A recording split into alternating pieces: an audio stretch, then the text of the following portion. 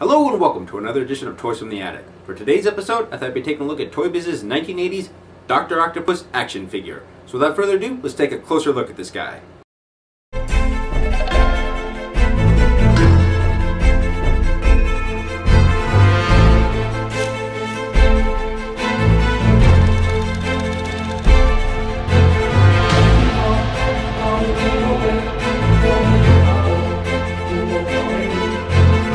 In 1990, Toy Biz launched a line of action figures called the Marvel Superheroes, based off of the comic company's classic heroes and villains.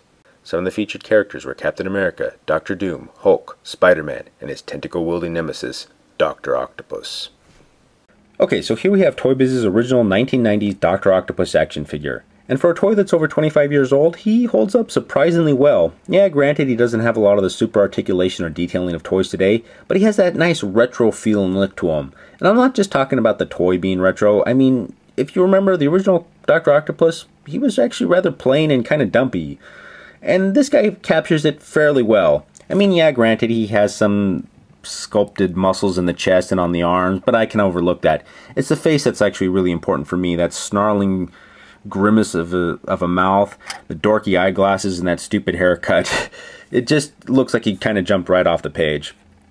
Now, as far as articulation goes for Toy Biz's characters, yeah, he was one of the first ones to come out, and their articulation was always limited.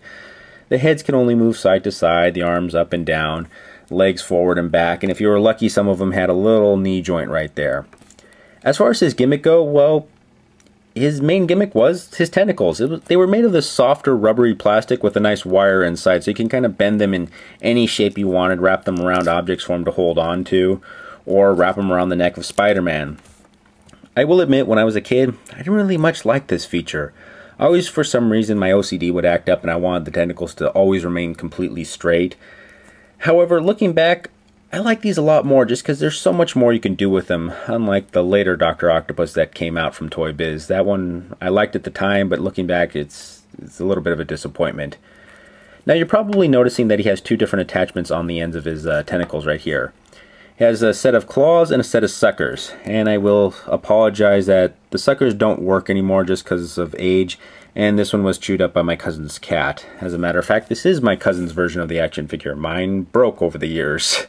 Just playing with them a little bit too much. So this one was a hand-me-down that was given to me. The suckers you could actually just attach to any smooth wall or, better yet, glass, and he would support himself fairly well. And the claws, yeah, they weren't the three-prong claws, I should say, that we're used to from the comic books, but they still gripped onto the other figures fairly well. Let me find another guy right here. I'm going to use Cyclops just because I don't happen to have an original Spider-Man action figure. That one I never ended up getting from my cousin. But you can see that they actually can hold and grip fairly well. The only downside of this guy is the suckers weren't strong enough to support him and any other figure he might have in his grip. So he would eventually fall off the wall or off the window if you had him attached there. So that's the only little downside. Still, he's not that bad of a figure, and if you like the classic retro look of him, I would definitely say get him and add him to your collection, because he's one that I'm always happy to say that I have. Once again, thank you for watching. If you enjoyed what you've seen today, please feel free to like, subscribe, share, or leave a comment below in the comment section.